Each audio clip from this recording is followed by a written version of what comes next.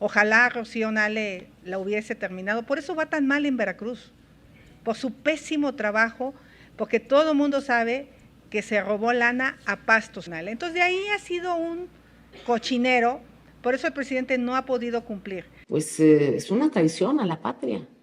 ¿Cómo vas endeudando a una petrolera y no le vas invirtiendo y nada más le estás sacando el dinero? Y todo ese dinero se venía a gasto corriente y a corrupción de la alta burocracia del PAN. Entonces, todo esto se ha generado en 5 años. Y el posicionamiento internacional hacia afuera. Nada más los de aquí son los que se pasan señalando y diciendo cosas pues, en su imaginario. Pero ante el mundo, México está hoy siendo reconocido por un presidente fuerte, por políticas puntuales, por un gobierno que se maneja con respeto y con altura. Y que, pues bueno, tuve el gran privilegio de participar, de que el presidente me invitara a su gabinete. Entonces ahí nos toca una negociación muy difícil, muy dura, que nos llevó 3 días al presidente y a mí, porque quien estábamos en esa negociación realmente era el presidente y yo. Yo estaba directamente hablando con él. Yo no tomaba las decisiones solas, pero en la mesa sí tenías que aguantar una presión tú sola con los grandes países productores. Siempre que hay conocimiento, siempre que hay una postura de respeto, siempre que hay un posicionamiento digno como país, pues terminas bien. En esas negociaciones, si ven a un país débil, si ven a un país que su representante está hincado y está entregando la vida porque no puede, pues se van con todo. Pero si ven a un país o a un representante bien puesto, con argumentos sólidos, con una postura digna y respetable, sobre todo respetable hacia allá y hacia acá, pues te respetan. Y eso fue lo que logramos en 3 días de negociación.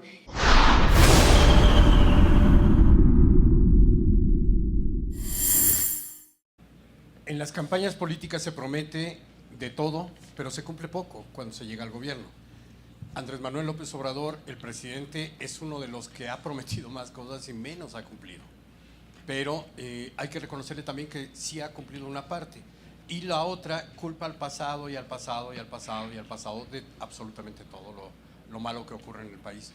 La pregunta en concreto es, ¿cómo le garantiza a la ciudadanía que habrá pues respeto a estas promesas de campaña, que sí se van a cumplir, que sí va a haber pues una corresponsabilidad por parte de la presidenta en este compromiso que adquiere con la ciudadanía, que va a darle seguimiento o que va a haber una posibilidad de evaluar el trabajo que realice desde la presidencia? Hoy no tenemos ya posibilidades de revisar, por ejemplo, Tren Maya, de revisar Dos Bocas, de revisar todas las obras emblemáticas del presidente porque las encapsuló bajo el llamado secreto de seguridad nacional y ya no tenemos acceso a ello. No sabemos cuánto gastó, no sabemos cuánto o a quién le compró. Me gustaría saber cómo lo garantiza Xóchitl Gálvez esta rendición de cuentas. Primero se va a acabar el tema de reservar la información como seguridad nacional. Construir un tren no es una seguridad nacional. Hacer una refinería no es seguridad nacional. La refinería en sí es seguridad nacional, pero los contratos, esos son seguridad para los López. En eso se convirtieron los contratos. Ahí está clarísimo los 20,000 millones de pesos asignados a los familiares, amigos de Andy, a los primos, y ese es el problema. El problema es que el presidente no pudo cumplir sus promesas porque ha sido una robadera, y se lo digo desde aquí. No hay manera que una refinería que iba a costar 160,000 millones cueste 400,000 millones, y ahora están haciendo una trampa. Como ya fue inaugurada, como ya está produciendo gasolina, ahora el dinero lo están bajando por la vía de operación en Pemex, y siguen construyendo. Esa es una trampa tremenda para no decir que le siguen metiendo dinero a la obra. Vayan a Dos Bocas. Ojalá Rocío Nale la hubiese terminado. Por eso va tan mal en Veracruz, por su pésimo trabajo, porque todo el mundo sabe que se robó lana a pastos allá. Y yo se lo denuncié, se lo dije en su comparecencia, le demostré cómo el contrato de la empresa Huerta Madre de 5,000 millones de pesos, la empresa se había constituido una semana antes. ¿Quién consigue el RFC? ¿Quién consigue el alta en Hacienda, el IMSS, todos los trámites para entrar a una licitación pública por invitación restringida? Invitación restringida de 5,000 millones. Así nació Dos Bocas. Ese fue el primer contrato que le asignaron a los compadres, a los cuates del compadre de Racional. Entonces, de ahí ha sido un cochinero, por eso el presidente no ha podido cumplir. Y ya ni les cuento lo que está pasando en el Infonavit. Me acuerdo que una vez Vicente Fox fue a Coatzacoalcos en campaña y llega a su estilo y dice que todo lo que está ahí son fierros viejos que no sirven y que los va a vender y los va a privatizar o los va a cerrar. Entonces le dijimos, bueno, ahí es una muestra de ignorancia porque todas las refinerías en el mundo, todas las empresas industriales son de acero, ni modo que sean de cerámica o de qué. Pues así es la industria. Pero ya llegó en un tono desafiante a decir, todo esto lo voy a eliminar. Era su campaña para el 2000. De ahí ahora, pues, de ahí al 2018 pasaron 18 años. Entonces esto fue poco a poco y en esos 18 años nosotros combatiendo pues la privatización y sabíamos que tenía que ser por la vía electoral. Precisamente en el Congreso de la Unión, porque ahí era donde iban y metían las leyes para modificar. Entonces, de alguna manera también me volví media asesora, porque íbamos a la Cámara de Diputados, con los diputados, en ese tiempo del PRD, de la izquierda, y decíamos, oigan, quieren hacer esto. Los alimentábamos técnicamente a los diputados. Estuve yo en la legislatura del 2003 al 2006, apoyando a una diputada de la Comisión de Energía de Puebla. Después en el 2006 otra vez, después del fraude electoral, arreciaron más y cada vez era menos inversión y más deuda para Pemex. Es una traición a la patria. ¿Cómo vas endeudando a una petrolera y no le vas invirtiendo y nada más le estás sacando el dinero? Y todo ese dinero se venía a gasto corriente y a corrupción de la alta burocracia del PAN. Fueron los 2 sexenios del PAN terribles. Y ya con Peña Nieto, bueno, él se fue al doble de la deuda. Él fue y dijo, bueno, voy a ordeñar lo que queda de Pemex y se endeuda al país dándole casi en resguardo a petróleos mexicanos. Y ahora voltean cínicamente y todos los días leo, qué barbaridad, Pemex es un enfermo terminal, yo no sé qué le pasa a López Obrador. Es una empresa petrolera, tenemos un recurso natural, no podemos rechazar una riqueza que tenemos, pero en el fondo siguen esos neoliberales corruptos, serviles, que dicen no se metan y vamos a darle el petróleo a estos privados extranjeros que sí saben hacer las cosas. Entonces está muy interesante ahorita porque hay 2 proyectos nada más en el país. El nacionalista que representamos nosotros y el entreguista que representan los de la derecha neoliberal. Es eso. Y el argumento que siempre utilizaron era, es que Pemex es muy corrupto, es que Pemex está endeudado, pero ellos eran los que habían hecho corrupción y ellos habían endeudado. Y luego lanzan iniciativas, particularmente 2, que yo recuerdo bien.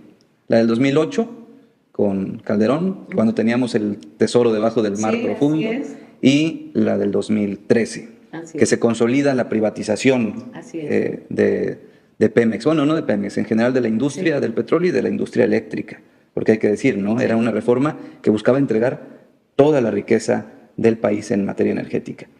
Y bueno, nosotros lo defendimos. Ustedes que dirigían el movimiento, ¿defendieron eso en 2008? Pues hasta se tomó el Congreso y todo. Las Adelitas. Las Adelitas. Sí. Y luego en 2013, pues también se defendió. Pero, ¿qué hicimos ahora que llegó el presidente Andrés Manuel a la presidencia de la República? Bueno, fue muy interesante porque ya había una modificación de la ley, ya habían licitado 110 bloques en el Golfo de México y en tierra firme, y lo licitó el gobierno de México. Y ante el mundo pues no les importa si gobierna la izquierda o la derecha. El gobierno es el gobierno. Pues. Dijo el presidente, a ver, vamos a mantener los contratos y vamos a ver si es cierto que van a producir. Pero los contratos petroleros tienen una reglamentación que dice, tienes tantos años para producir, si no tienes si no empiezas a producir, vas a tener que pagar esto, y si no pagas esto, entonces se puede regresar al Estado la concesión.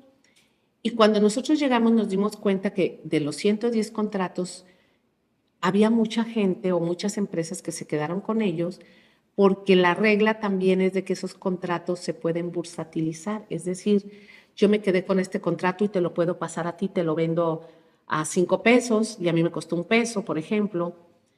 Entonces nosotros llegamos y dijimos, a ver, pónganse a trabajar y no vamos a dar un solo contrato más. Y bueno, pues de 110 contratos empezamos a ver que solamente 5 o 6 se pusieron a trabajar y varios ya en estos 5 años los tuvieron que regresar al Estado.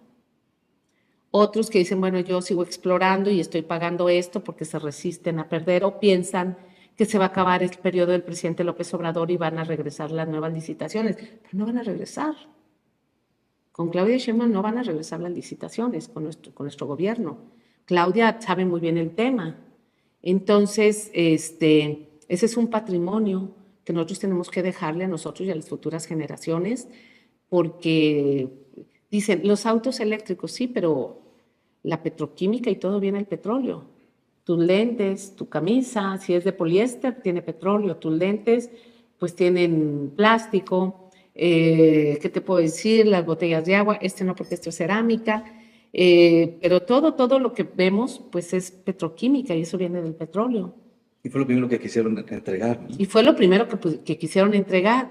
Entonces todavía se les llama commodities. Estos commodities pues tienen una vigencia a futuro muy, muy grande. Y incluso para generar electricidad, pues sí, muy bien las energías limpias, ¿quién no va a estar de acuerdo con ellas? Pero son intermitentes, son costosas, el alto flujo o alta capacidad de electricidad no te la da las energías limpias como te la da el gas, por ejemplo, todavía. Y sin embargo vamos caminando hacia allá, no tenemos problema, pero pues es un recurso energético de primera, el petróleo. Y pues ahora, es decir, vamos a centrarnos en esto tenemos, nos dejaron a la empresa muy complicada, muy, muy complicada, y el presidente ha tenido la sensibilidad de decir, vamos a ayudar a Pemex. Pemex le dio muchísimo al país. Pemex es una gran empresa. En este año dijo, vamos a invertir 12,000 millones de dólares para una nueva refinería. Pero Pemex le ha dado 100 veces más de esos 12,000 millones de dólares a México. Entonces, bueno, pues vamos a hacer la refinería porque ya no había esa inversión y es una gran, gran infraestructura. Se hizo en tiempo récord, ya está produciendo. La gasolina se destila en varias etapas. El 1 de septiembre del año pasado sacamos la primera gasolina primaria, que es la primera destilación. Todavía esa gasolina no es apta para vehículos. Tiene que pasar por otras plantas y ya estamos en eso, lo va a anunciar el presidente. Y los medios, como siempre, Sí. las mismas. Sí, porque ellos, de alguna manera, pues los medios, ellos tienen que vender publicidad y a lo mejor Exxon, BP, Iberdrola, todos esos, pues tienen contratos con ellos, quiero pensar, porque pues tanta traición ya sería demasiado. Y es que ellos son la élite, ellos tienen los medios de comunicación, ellos tienen los medios ideológicos, y a nosotros ahora tenemos nosotros al pueblo organizado. Tenían, y las plataformas digitales, las redes, vinieron a romper este esquema. Lo que estamos haciendo hoy es fantástico. Es fantástico porque, por ejemplo, puede salir todos los días el Reforma a decir, todos los días sale. El Reforma todos los días le pega 2 bocas y la gente dice, ok, ya, para de sufrir, dale la vuelta a la página, la refinería ya está hecha, la refinería ya está destilando, la refinería ya está. Entonces, bueno, es parte de... Y como secretaria de Energía, bueno, pues me tocó hacer una función que fue muy difícil porque hay una organización de todos los países exportadores de petróleo y México también, nosotros no estábamos dentro de la OPEP. México en el 2016 es que entra a la OPEP. Cuando nosotros llegamos al gobierno, pues nos topamos con que México había firmado una organización y esa organización tiene reuniones bimestrales para ver el mercado petrolero. Y bueno, pues empecé a participar en las reuniones representando a México, muy interesantes, precioso, yo creo que es una experiencia maravillosa. Y en el 2020, cuando el COVID altera toda la dinámica económica del mundo y pues por supuesto también el petróleo. Entonces ahí nos toca una negociación muy difícil, muy dura, que nos llevó 3 días al presidente y a mí, porque quien estábamos en esa negociación realmente era el presidente y yo estaba directamente hablando con él. Yo no tomaba las decisiones solas, pero en la mesa sí tenías que aguantar una presión tú sola con los grandes países productores. Siempre que hay conocimiento, siempre que hay una postura de respeto, siempre que hay un posicionamiento digno como país, pues terminas bien. En esas negociaciones, si ven a un país débil, si ven a un país que su representante está hincado y está entregando la vida porque no puede, pues se van con todo. Pero si ven a un país o a un representante bien puesto, con argumentos sólidos, con una postura digna y respetable, sobre todo respetable hacia allá y hacia acá, pues te respetan. Y eso fue lo que logramos en 3 días de negociación. Y de ahí, después de eso, nuestra relación con la OPEP cambió muchísimo. Nos ganamos el respeto, el gran respeto. Yo tuve más de 30 reuniones en la OPEP. Entonces, en cada reunión ya era más fraterno, más de confianza. Sabían, no vamos a exigirle tanto a México porque ya sabemos que no se puede, o se pone la señora firme. Entonces, todo eso nos sirvió a tal grado que el año pasado, que nunca había venido un secretario general de la OPEP a México, en una reunión que tengo con él, yo le dije cuando guste ir a México, me dijo, ¿de verdad me invita? Le dije, claro que sí. Y dice, bueno, pues nos programamos, le aviso al presidente, me dice, sí, con mucho gusto aquí lo esperamos.